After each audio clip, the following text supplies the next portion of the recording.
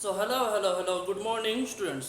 तो आज हम शुरू करने वाले हैं सबसे पहले मेल्टिंग पॉइंट और बॉइलिंग पॉइंट से। In the last class we have discussed about the transition from solid to liquid, liquid to gas and this type of change of states we have discussed in the last class. तो जब solid to liquid conversion होता है उसको हम बोलते हैं melting, ठीक है। और जब लिक्विड टू सॉलिड कन्वर्ट होता है कोई सब्सटेंस उसको हम बोलते हैं क्या, फ्यूजन। उस प्रोसेस को हम बोलते हैं फ्यूजन। अब जब कोई substance liquid to gaseous state में जाता है उसको हम बोलते हैं वेपोराइजेशन। एंड जब वो substance gaseous state to liquid state convert होता है उसको हम बोलते हैं कंडेंसेशन। कंडेंसेशन उसको बोला जाता है। अब मेल्टिंग पॉइंट को क्या होता है, melting point is a constant temperature. Melting point आप सबको पता है कि आइस कितने डिग्री सेल्सियस में मेल्ट होता है, आइस 0 डिग्री सेल्सियस पे मेल्ट होता है। तो ये एक कांस्टेंट टेम्परेचर है। तो मेल्टिंग पॉइंट क्या होता है, द कांस्टेंट टेम्परेचर, ये एक कांस्टेंट टेम्परेचर है, the constant temperature at which A solid substance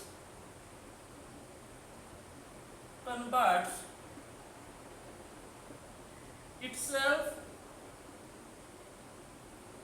to its liquid state, to its liquid state।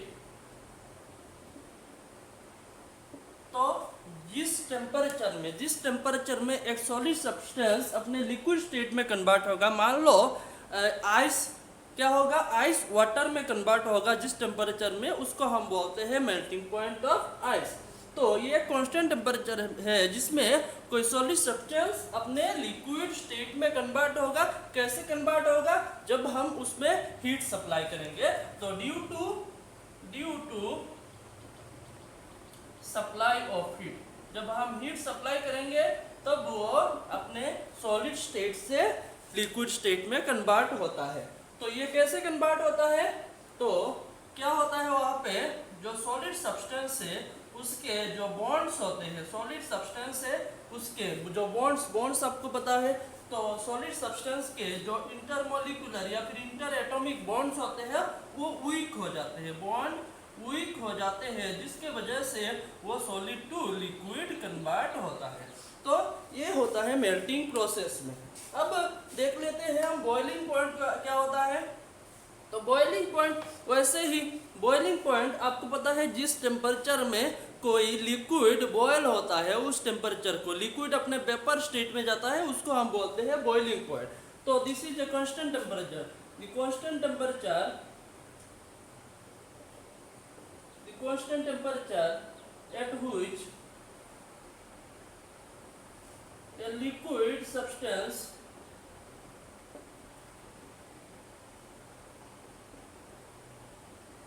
converts to its gaseous state, to its gaseous state due to supply of heat। तो heat देने की वजह से जब एक liquid substance, heat देने की वजह से जब एक लिक्विड सब्सटेंस अपने गैसियस स्टेट में कन्वर्ट होता है, जिस टेम्परेचर में वो सब्सटेंस अपने लिक्विड स्टेट से गैसियस स्टेट में कन्वर्ट होगा उस टेम्परेचर को हम बोलेंगे उसका बॉइलिंग पॉइंट।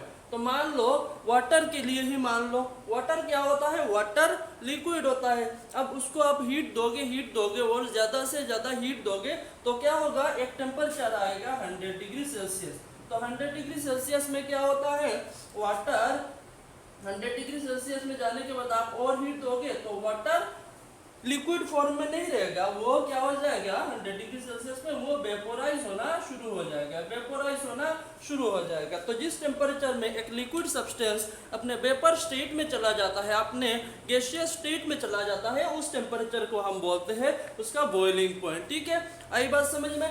तो ये था मेल्टिंग पॉइंट और बॉइलिंग पॉइंट।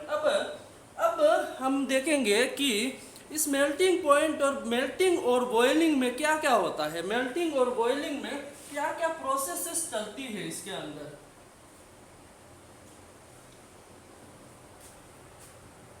ठीक है, तो फर्स्ट ऑफ ऑल मेल्टिंग देखते हैं। फर्स्ट ऑफ ऑल मेल्टिंग के बारे में देखेंगे। तो मेल्टिंग क्या है, तो मान लो एक आइस का टुकड़ा है, तो ये आइस का टुकड़ा है, तो आइस मान लो ये 40 डिग्री -40 डिग्री सेल्सियस पे आइस है, -40 डिग्री सेल्सियस पे आइस है मेरे पास।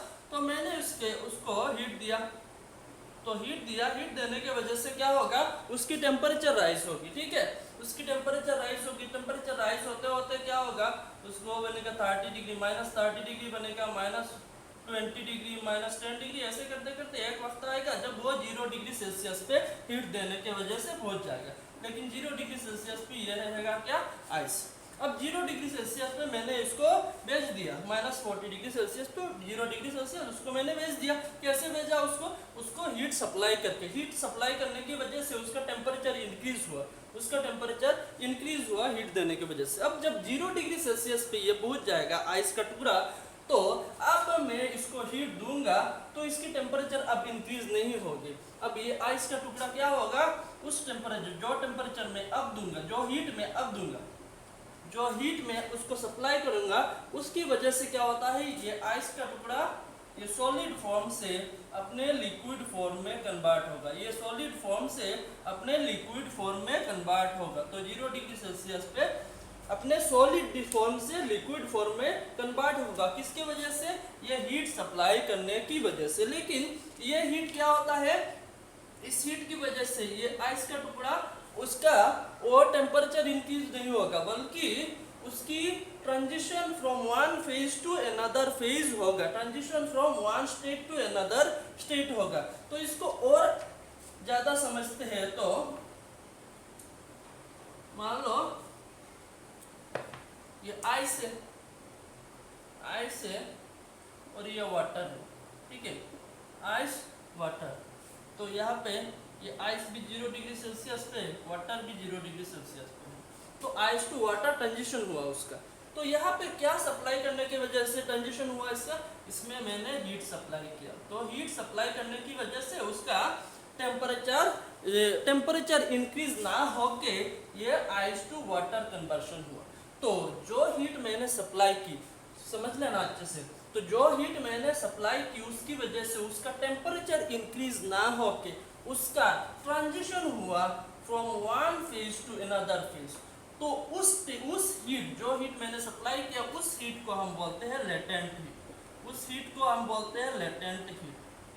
इसको लेटेंट हीट क्यों बोला जाता है, लेटेंट का मतलब है हिडन, लेटेंट इस वर्ड का मतलब है हिडन। इसको हिडन हीट या फिर लेटेंट हीट क्यों बोला जाता है, क्योंकि जो हीट आपने सप्लाई की, उस हीट की वजह से ऐसे उसका कोई टेम्परेचर का इंक्रीज हुआ ही नहीं, बल्कि उसकी सिर्फ और सिर्फ अपने solid state to liquid state conversion हुई। उसका कोई टेम्परेचर का इंक्रीज नहीं हुआ, सिर्फ और सिर्फ उसका स्टेट चेंज हुआ फ्रॉम सॉलिड टू लिक्विड। ये स्टेट कैसे चेंज हुआ, ये स्टेट चेंज हुआ due to weakening of bonds, due to weakening of bonds।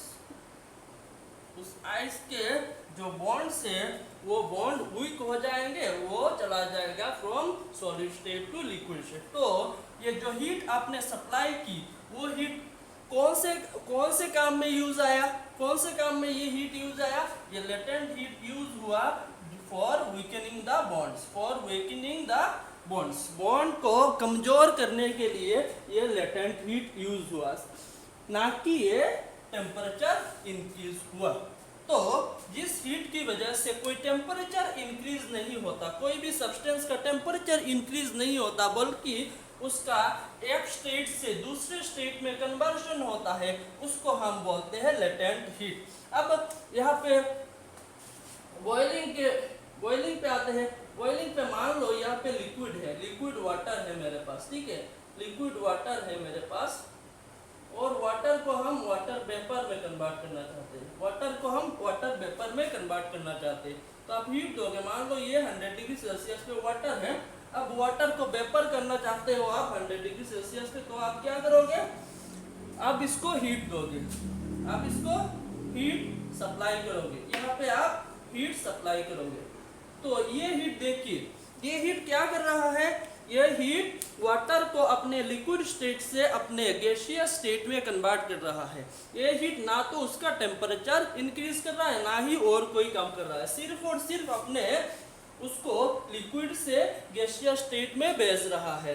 तो इस हीट का बाहर से इसका कोई, इसको हम ऐसे बाहर से इसका कोई यूज हम देख नहीं रहे, सिर्फ और सिर्फ ये क्या कर रहा है, ये लिक्विड से गैसियस स्टेट में इसको भेज रहा है, इसका कोई टेम्परेचर इंक्रीज नहीं कर रहा, सिर्फ और सिर्फ उसको एक स्टेट से दूसरे स्टेट में भेज रहा है। तो एक स्टेट से दूसरे स्टेट में भेजने के लिए जो हीट लगता है, कोई भी सब्सटेंस को एक स्टेट से दूसरे स्टेट में भेजने के लिए जो टेम्परेचर, जो हीट लगता है, उस हीट को हम बोलते हैं लेटेंट हीट। ठीक है, तो ये लेटेंट हीट उस सब्सटेंस की टेम्परेचर इंक्रीज नहीं करता, बल्कि अगर वो सब्सटेंस अपने सॉलिड स्टेट में है तो उसको अपने मेल्टिंग पॉइंट पे अपने लिक्विड स्टेट में भेजता है, और अगर वो सब्सटेंस लिक्विड स्टेट में अपने बॉइलिंग पॉइंट पे है तो उसको अपने लिक्विड स्टेट से उसके वेपर स्टेट में या फिर गैसियस स्टेट में भेजता है।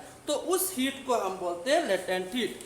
ठीक है, तो लेटेंट हीट, दो टाइप ऑफ लेटेंट हीट होते हैं, एक लेटेंट होता है latent heat of fusion, latent heat of fusion, और दूसरा होता है latent heat of vaporisation, latent heat of fusion and latent heat of vaporisation. Latent heat of fusion एक होता है और दूसरा होता है लेटेंट हीट ऑफ वेपोराइजेशन।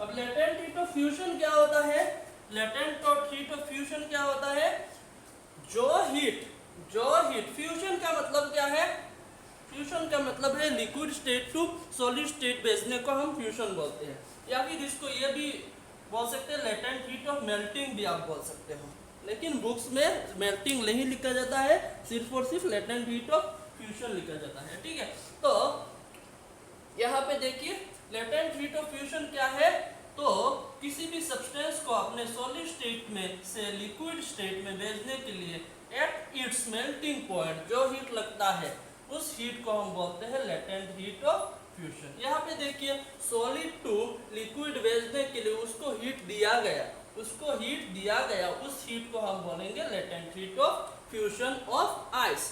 अब यहाँ पे देखिए इस सब्सटेंस को, वाटर को अपने गैसियस स्टेट भेजने के लिए हीट सप्लाई किया गया, उस हीट को जिसने क्या किया, उसने वाटर को लिक्विड से वेपर स्टेट में कन्वर्ट किया, उस हीट को हम बोलेंगे लेटेंट हीट ऑफ वेपोराइजेशन। अब देखिए यहाँ पे जितना हीट यहाँ पे लगा, देखिए यहाँ पे हीट सप्लाई किया अपने आइस से वाटर में कन्वर्ट करने के लिए। अब अगर मैं चाहूँ कि इसको वाटर से आइस में कन्वर्ट करूँ, अगर मैं चाहूँ कि उसको वाटर से आइस में कन्वर्ट करूँ, तब क्या करना पड़ेगा, तब मुझे उतना ही हीट उससे लेना पड़ेगा। वाटर से आइस में कन्वर्ट करने के लिए जितना heat ice to water conversion में लगता है, सप्लाई करना पड़ता है, उतना ही हीट यहाँ पे एक्सट्रैक्ट करना पड़ेगा, हीट एक्सट्रैक्टेड, और यहाँ पे हीट सप्लाइड, हीट सप्लाई। तो वाटर टू आइस कन्वर्शन के लिए हीट सप्लाई करना पड़ता है, आइस टू वाटर कन्वर्शन के लिए हीट सप्लाई करना पड़ता है, और वाटर टू आइस कन्वर्शन के लिए हीट मुझे एक्सट्रैक्ट करना पड़ता है। तो जितना heat water to ice conversion में सप्लाई करना पड़ेगा, उतना ही हीट, जितना heat ice to water conversion में सप्लाई करना पड़ेगा, उतना ही heat water to ice conversion में मुझे एक्सट्रैक्ट करना पड़ेगा, उससे खींचना पड़ेगा। ठीक है, वैसे ही यहाँ पे भी water to vapour, water to अपने वेपर में कन्वर्ट करने के लिए हीट सप्लाई करना पड़ता है, और अगर मैं वेपर टू वाटर कन्वर्शन चाहूँ, अगर मैं वेपर टू वाटर कन्वर्शन चाहूँ, वेपर मतलब गैसियस स्टेट से लिक्विड स्टेट में कन्वर्शन चाहूँ, तो यहाँ पे मुझे हीट एक्सट्रैक्ट करना पड़ेगा, हीट एक्सट्रैक्ट करना पड़ेगा उससे। तो जितना हीट जितना हीट उसको सप्लाई करना पड़ा वाटर टू वेपर जाने के लिए, उतना ही हीट मुझे यहाँ पे एक्सट्रैक्ट करना पड़ेगा। तो इसको भी हम बोलेंगे लेटेंट हीट ऑफ वेपोराइजेशन। जितना हीट एक्सट्रैक्ट किया उसको भी बोलेंगे हम लेटेंट हीट ऑफ वेपोराइजेशन। और यहाँ पे वाटर टू आइस कन्वर्शन के लिए जितना भी हीट लगेगा उसको हमें बोलेंगे क्या, लेटेंट हीट ऑफ फ्यूजन। ठीक है, तो कन्वर्शन में एक स्टेट से दूसरे स्टेट में कन्वर्शन में जो हीट लगता है उसको हम बोलते हैं latent heat. The heat required for a substance to convert it from one state to another state at its melting point or its boiling point is called the latent heat। ठीक है,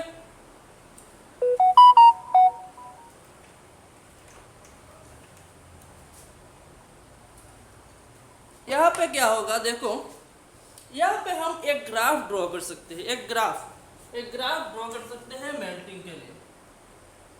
मान लो इस एक्सिस में है heat, इस axis में है heat supplied heat, और यहाँ पे मान लो इस एक्सिस में है टेम्परेचर। इस एक्सिस में दे दिया मैंने हीट सप्लाइड एंड इस एक्सिस में टेम्परेचर।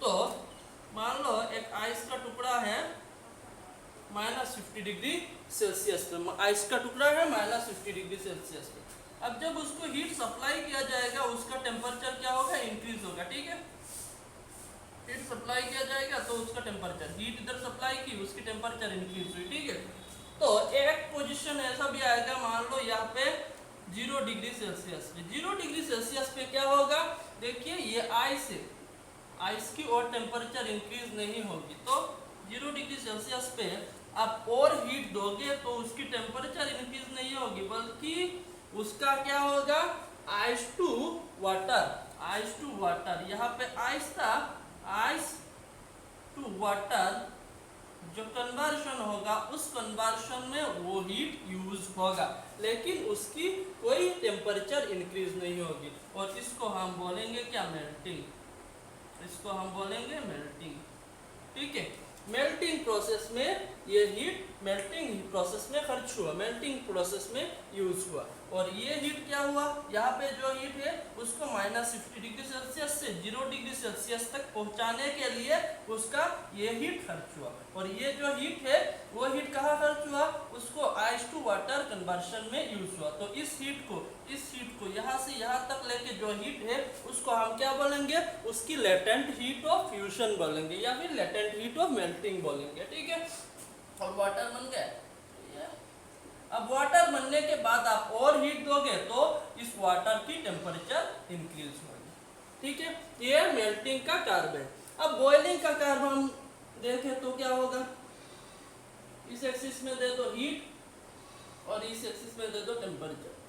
ठीक है, तो मान लो वाटर है 0 डिग्री सेल्सियस पे, वाटर है 0 डिग्री सेल्सियस पे, तो आप यहाँ पे हीट सप्लाई करोगे तो क्या होगा, उसकी टेम्परेचर इंक्रीज होगी। हीट सप्लाई करोगे तो उसकी टेम्परेचर इंक्रीज होगी। ठीक है, तो मान लो ये पहुंच गया 100 डिग्री सेल्सियस पे, तो 100 डिग्री सेल्सियस पे वाटर पहुंचने के बाद अब उसकी और टेम्परेचर इंक्रीज नहीं होगी। अब उसकी और वाटर की टेम्परेचर और इंक्रीज नहीं होगी, बल्कि वो और जो हीट आप दोगे वो हीट क्या करेगा, उस वाटर को वाटर टू वेपर कन्वर्शन में यूज होगा। वो heat water to vapour conversion में यूज होगा। तो ये इसको हम क्या बोलेंगे, इस प्रोसेस को हम बोलेंगे वेपोराइजेशन। इस प्रोसेस को बोलेंगे वेपोराइजेशन। ठीक है, अब वाटर वेपर बन गया। वाटर वेपर बनने के बाद आप और हीट दोगे तो उस वेपर का टेम्परेचर इंक्रीज होगा। तो यहाँ पे हीट दिया तो उस वेपर का टेम्परेचर इंक्रीज हुआ। अब देखिए इस ग्राफ को और अच्छे से देखिए यहाँ पे क्या है, वाटर है 0 डिग्री सेल्सियस पे, तो उसको हीट दिया, यहाँ तक हीट दिया, हीट बढ़ाते गए तो उसका टेम्परेचर उस दिशा में बढ़ता गया, हीट बढ़ाते गए टेम्परेचर उस दिशा में बढ़ता गया। तो देखिए टेम्परेचर बढ़ा उसका, तो टेम्परेचर बढ़ते बढ़ते पहुंच गया टेम्परेचर 100 डिग्री सेल्सियस पे। तो 100 डिग्री सेल्सियस पे वाटर पहुंचने के बाद उसकी और टेम्परेचर नहीं बढ़ेगी।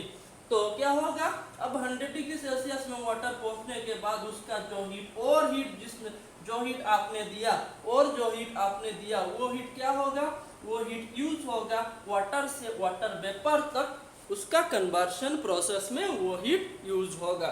तो देखिए यहाँ पे जो हीट लगा, यहाँ पे जो हीट लगा, यहाँ से यहाँ तक जो हीट लगा, तो इस हीट, ये हीट कहाँ यूज हुआ, water to water vapour conversion में ये हीट यूज हुआ, ना कि ये हीट यहाँ पे टेम्परेचर इंक्रीज होने के लिए यूज नहीं हुआ। देखिए यहाँ पे टेम्परेचर इंक्रीज नहीं हुआ, ये एक स्टेडी कार्ब बन गया, तो टेम्परेचर इंक्रीज नहीं हुआ, उसका सिर्फ water to water vapour conversion हुआ। तो आफ्टर कन्वर्शन होने के बाद अब क्या होगा, उस वेपर का टेम्परेचर और हीट दोगे, कन्वर्शन पूरा का पूरा कन्वर्शन प्रोसेस खत्म होने के बाद आप और हीट दोगे तो उस वाटर वेपर का टेम्परेचर राइज होगा। तो जो heat water to water vapour होने के में लगा, उस हीट को हम बोलेंगे लेटेंट हीट ऑफ वेपोराइजेशन। ठीक है, ठीक है, ये बन गया लेटेंट हीट ऑफ वेपोराइजेशन और उसके कार्स बन गए।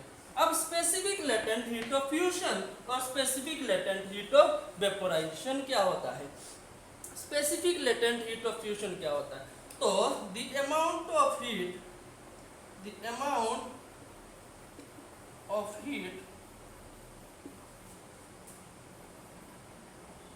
required to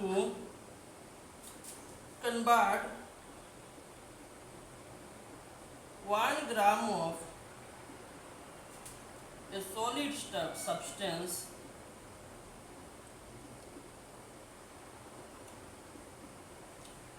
to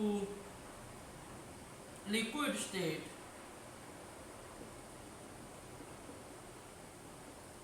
at its melting point without rising temperature is called specific latent heat of fusion, और इसको रिप्रेजेंट किया जाता है किससे, LF से। तो specific latent heat of fusion को रिप्रेजेंट किया जाता है LF से। तो specific latent heat of fusion क्या है, specific latent heat of fusion it is the amount of heat, ये हीट का अमाउंट है जो यूज होता है कहाँ पे, जो यूज होता है 1 gram of A solid substance को अपने लिक्विड स्टेट में कन्वर्ट करने के लिए। 1 ग्राम ऑफ सॉलिड सब्सटेंस को अपने लिक्विड स्टेट में कन्वर्ट करने के लिए जो हीट लगता है, उस हीट को हम बोलते हैं specific latent heat of fusion. Normally latent heat बोले तो कोई भी मास के लिए होता है, लेकिन स्पेसिफिक लेटेंट हीट किसके लिए होता है, स्पेसिफिक लेटेंट हीट क्या है, 1 gram of a substance, unit mass of a substance को अपने सॉलिड स्टेट से लिक्विड स्टेट में कन्वर्शन के लिए जो हीट लगता है, उसको हम बोलते हैं specific latent heat of fusion, और इसको रिप्रेजेंट किया जाता है LF से, L सफिक्स F, उससे रिप्रेजेंट किया जाता है। तो ये क्यों, ये कितने सब्सटेंस के लिए, 1 ग्राम ऑफ सब्सटेंस के लिए है LF, specific latent heat of fusion. अब मान लो मेरे पास है m gram of substance for m gram of substance, m gram of substance, m gram of substance के लिए कितना हीट लगेगा, 1 ग्राम ऑफ सब्सटेंस के लिए हीट लगता है LF कन्वर्शन में, तो m ग्राम ऑफ सब्सटेंस के लिए कितना हीट लगेगा, m इंटू LF। ठीक है, आई बात समझ में, 1 ग्राम के लिए लगता है LF, तो m ग्राम के लिए लगेगा m इंटू LF। तो m ग्राम ऑफ सब्सटेंस के लिए कितना हीट लगेगा, Q is equal to m LF, इतना हीट हमें सप्लाई करना पड़ेगा उसको, m ग्राम ऑफ सब्सटेंस को अपने सॉलिड स्टेट से लिक्विड स्टेट में कन्वर्ट करने के लिए। तो ठीक है, तो अब देखते हैं specific latent heat of vaporization क्या होता है, ये सिर्फ उसका कॉपी पेस्ट है। तो द अमाउंट ऑफ हीट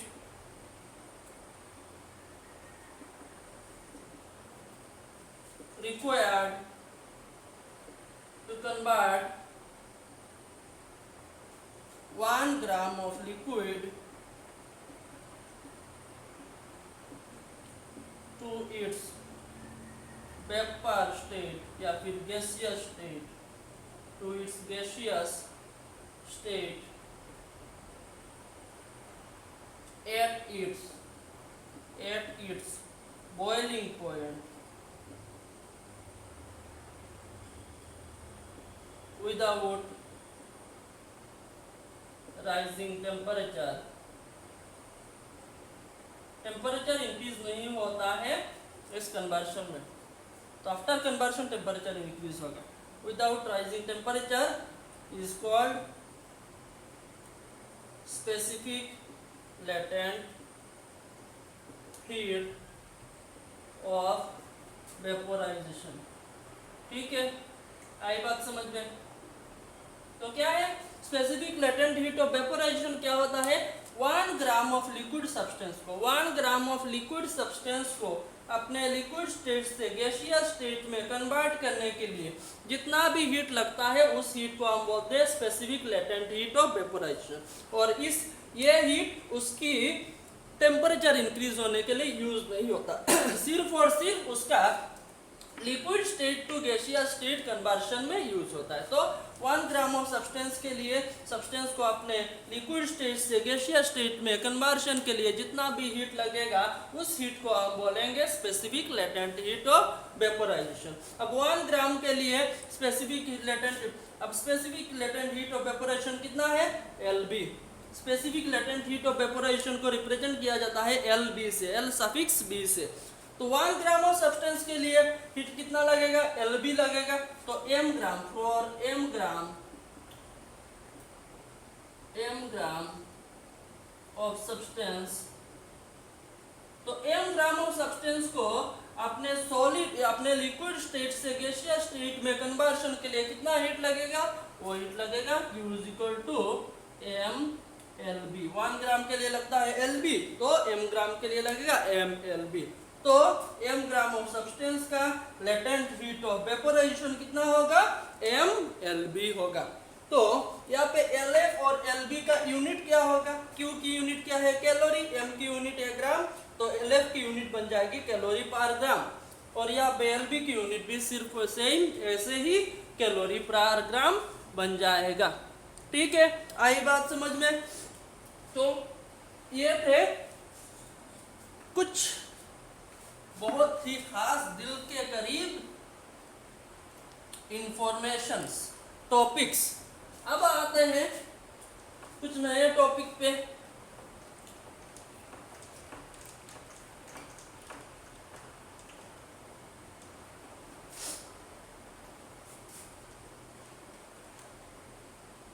देखते हैं आज चेंज ऑफ स्टेट्स पूरा का पूरा खत्म होता है कि नहीं। खत्म हुआ तो अच्छा है, नहीं तो नेक्स्ट क्लास में खत्म कर देंगे।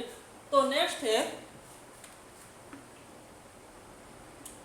एक छोटा सा कंसेप्ट आपको जानना जरूरी है। छोटा सा कंसेप्ट ये है, जब वाटर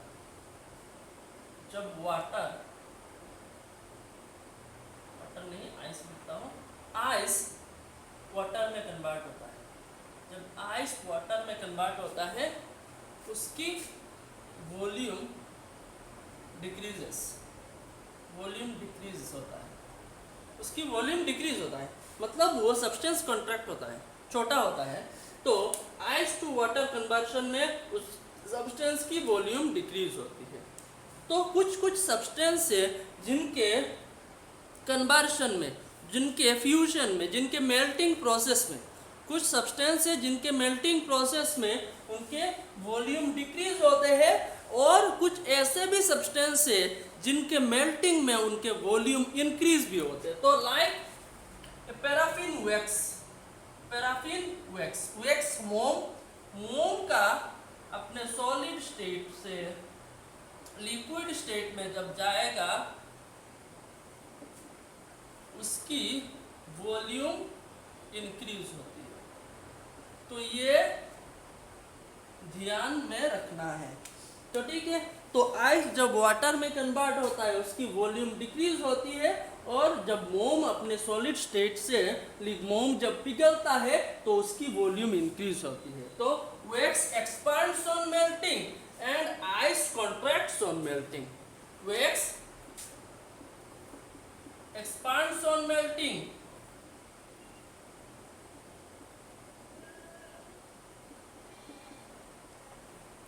आइस कॉन्ट्रैक्ट्स, और भी काफी सारे एग्जांपल्स हैं।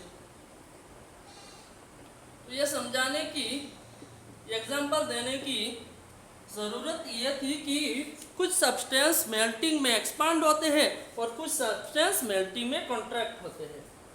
तो अब आते हैं एक नया टॉपिक पे, जो है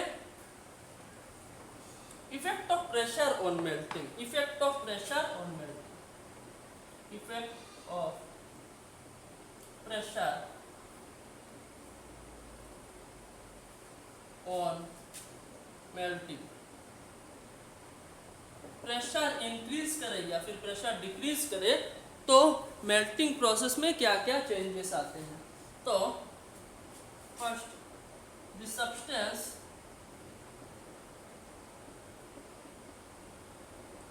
which expands on melting, which expands on melting, जो सब्सटेंस एक्सपांड होते हैं मेल्टिंग प्रोसेस में, an increase in pressure, increase in pressure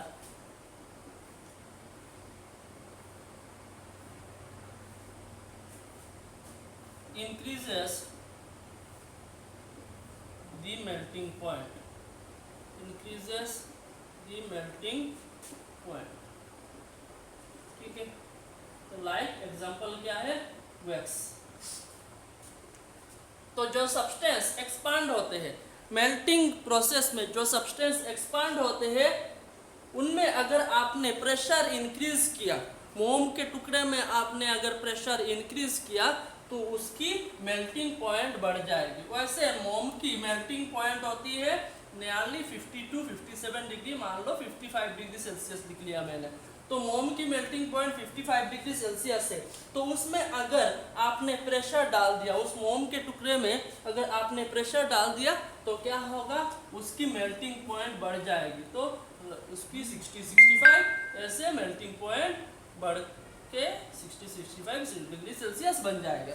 तो जब एक मोम के टुकड़े को आपने प्रेशर इंक्रीज किया, तो मोम का टुकड़ा क्या है, the substance which expands on melting. तो मोम का टुकड़ा एक्सपांड होता है मेल्टिंग प्रोसेस में, तो उस सब्सटेंस में अगर आपने प्रेशर इंक्रीज किया तो उसकी मेल्टिंग पॉइंट बढ़ जाती है, उसकी मेल्टिंग पॉइंट बढ़ जाती है। तो उसकी एक्यूरेट मेल्टिंग पॉइंट नहीं है, उसका मेल्टिंग पॉइंट है अराउंड 50 डिग्री सेल्सियस, तो 57 डिग्री सेल्सियस है मोम का टुकड़ा का melting point.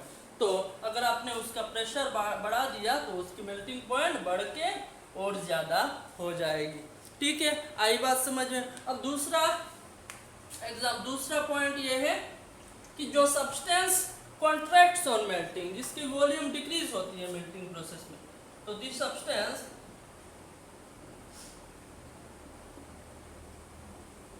which contracts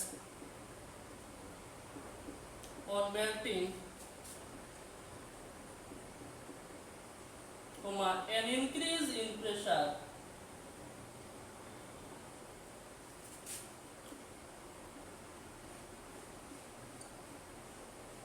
lowers the melting point, lowers the melting point।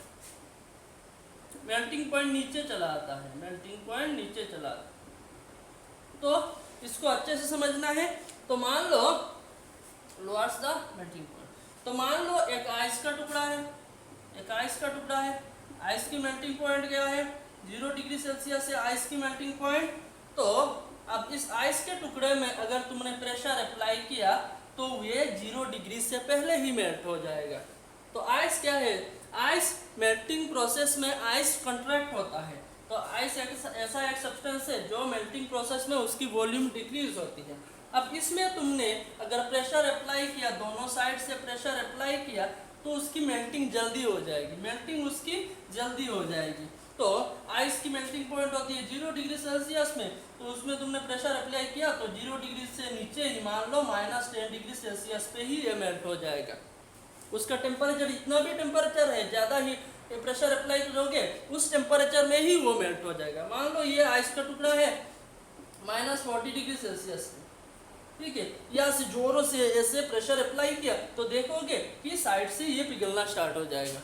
तो -40°C पे ही ये पिघलना स्टार्ट हो जाए। क्यों? क्योंकि आपने प्रेशर अप्लाई किया। तो जो सब्सटेंस एक्सपांड होते हैं, जो कंट्रैक्ट होते हैं मेल्टिंग में, उनमें अगर तुमने प्रेशर अप्लाई किया तो वो अपने मेल्टिंग पॉइंट से पहले ही मेल्ट हो जाते हैं। ठीक है, तो इस कंसेप्ट को यूज करके एक और टॉपिक आता है, एक और फेनोमेनन आता है, उसको बोलते हैं हम रिगुलेशन। रिगुलेशन रिगुलेशन रिगुलेशन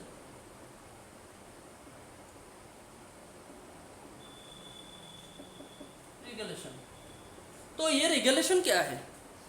तो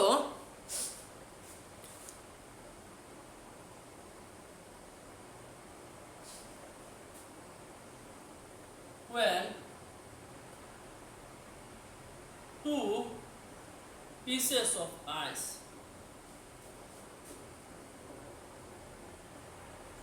are pressed together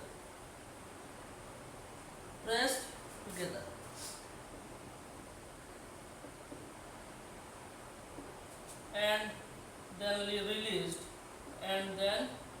released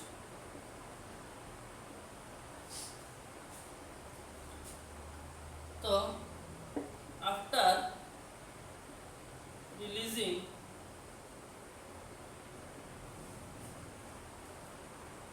the two ice pieces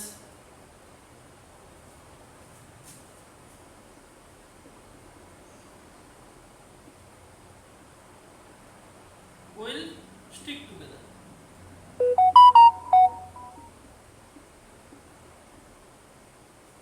This phenomenon is called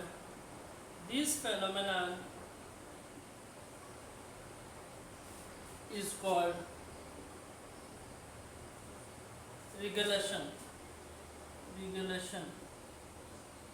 ठीक है, इस फेनोमेनन को हम बोलते हैं रिगुलेशन। तो क्या है? तो दो अलग अलग आइस के टुकड़े हैं, ठीक है, दो अलग अलग आइस के टुकड़े हैं। तो अगर दोनों आइस के टुकड़े को तुम साथ ले आए, और दोनों तरफ से प्रेशर अप्लाई किया, दो आइस के टुकड़े को पकड़ के तुम साथ ले आए और दोनों तरफ से तुमने प्रेशर अप्लाई किया। ठीक है, तो प्रेशर अप्लाई करने की वजह से क्या होगा? प्रेशर अप्लाई करने की वजह से दोनों आइस के टुकड़े ऐसे चिपक जाएंगे। ठीक है, अब फिर दोबारा तुमने प्रेशर छोड़ दिया तो देख लोगे दोनों टुकड़ा मिलके एक टुकड़ा बन गया। तो इस फेनोमेनन को हम बोलते हैं रिगुलेशन। तो when two pieces of ice are close together and pressed, then two pieces will stick together after the release of the pressure. तो प्रेशर रिलीज कर भी दोगे तब भी दोनों पीसेस एक बन जाएंगे, जुड़ के एक बन जाएंगे। ये एक्सपेरिमेंट तुम घर पे कर सकते हो। दो आइस के टुकड़े लेना, दोनों को ऐसे प्रेस करना दोनों को, और फिर छोड़ देना, देख लोगे दोनों जुड़ जाएंगे। तो इस फेनोमेनन को हम बोलते हैं रिगुलेशन। अब ये रिगुलेशन क्यों होता है? इसकी एक्सप्लेनेशन क्या है?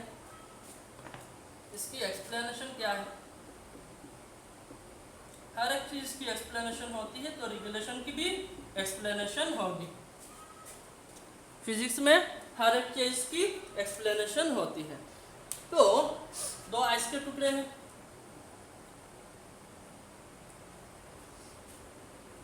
अलग अलग थे। ठीक है, अब इन दोनों को साथ में ले आया गया। ठीक है,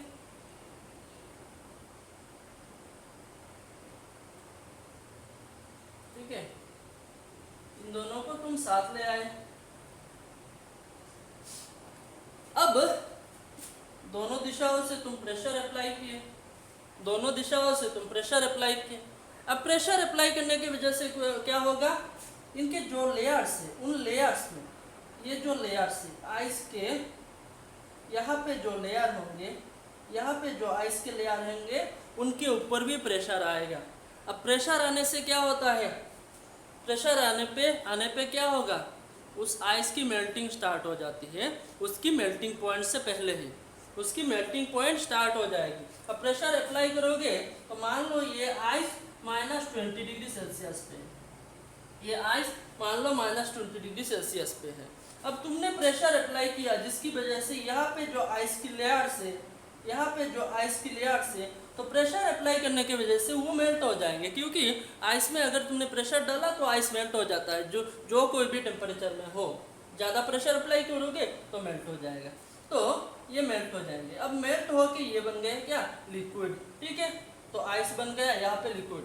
अब प्रेशर छोड़ दोगे, अब प्रेशर छोड़ दिया तो क्या होगा, अब प्रेशर छोड़ दोगे तो ये तो है कौन से टेम्परेचर पे, -20 डिग्री सेल्सियस पे। तो -20 डिग्री सेल्सियस पे लिक्विड रहता है क्या, नहीं। -20 डिग्री सेल्सियस पे ये लिक्विड नहीं रहेंगे, दोबारा से ये लिक्विड आइस बन जाएगा। ठीक है, आइस बन जाएगा तो दोनों को जोड़ देगा। तो अच्छे से दोबारा से समझते हैं, 2 पीसेस आइस को ऐसे जोड़ दिया गया, ऐसे चिपकाया गया। ठीक है, एक दूसरे से जोड़ा गया। अब क्या होगा, प्रेशर अप्लाई करने के वजह से, प्रेशर अप्लाई करने के वजह से इनके जो बीच वाला हिस्सा है वहाँ से मेल्टिंग स्टार्ट हो जाएगा। इस लेयर्स के आइस की मेल्टिंग स्टार्ट हो जाएगी। अब मेल्टिंग कहाँ पे स्टार्ट हुई, इसके तो मेल्टिंग पॉइंट नहीं है, मेल्टिंग पॉइंट पे उसकी मेल्टिंग स्टार्ट हुई, मेल्टिंग पॉइंट के नीचे ही मेल्टिंग स्टार्ट हो गई। तो मेल्टिंग स्टार्ट हो गई, अब ये बन गए क्या, लिक्विड। अब तुमने प्रेशर छोड़ दिया, अब तुमने हाथ हटा दिया तो क्या होगा, ये मेल्टिंग पॉइंट से तो नीचे है, ये मेल्टिंग पॉइंट से तो नीचे है, तो ये लिक्विड अब नहीं रहेगा। तो -20 डिग्री सेल्सियस पे लिक्विड नहीं रहता वाटर, ये बन जाता है आइस। तो दोबारा से ये दोनों तरफ के लिक्विड बन जाएंगे आइस और एक दूसरे को जोड़ देंगे। तो ये फेनोमेनन था रिगेलेशन का। इसका एक एक्सपेरिमेंट भी कर सकते हो। कैसे एक्सपेरिमेंट करोगे, तो क्या करोगे, एक आइस का टुकड़ा लेना, दोनों तरफ से तार है ना, एक तार लगा देना और उसके दोनों साइड पे वेट, मान लो 2 केजी का वेट लगा देना। तो वेट लगाने से क्या होगा, यहाँ पे प्रेशर अप्लाई होगा। ठीक है, प्रेशर अप्लाई होने की वजह से क्या होता है, ये तार इस आइस को काटता हुआ चला जाएगा। तो प्रेशर अप्लाई होने की वजह से ये मेल्ट हो जाएंगे। ठीक है, अब मेल्ट होते होते ये तार क्या होगा, नीचे आएगा। ये तक मेल्ट हुआ तो ये तार नीचे आएगा, ये तार और नीचे आएगा, ये तार और नीचे आएगा, ये तार निकल जाएगा। मेल्ट करते हुए ये तार बाहर निकल जाएगा। तो बाहर निकल गया तो तार ने क्या किया, इस आइस को काटा है यहाँ पे। तो आइस ने इस तार ने इस आइस को काटा है। तो काटा है तो मतलब क्या होगा, ये दोनों टुकड़े अलग हो जाने चाहिए, लेकिन बाद में देखोगे दोनों टुकड़े फिर से जुड़ जाएंगे। तो ये किसकी वजह से होता है, ये होता है रिगेलेशन के वजह से। तो ये था रिगेलेशन प्रोसेस। तो अगले क्लास में हम बाकी सारे के सारे जितने टॉपिक्स है उनको डिस्कस करेंगे। तो चलिए मिलते हैं अगले क्लास में for the love of physics. तो तब तक के लिए गुड बाय, टेक केयर।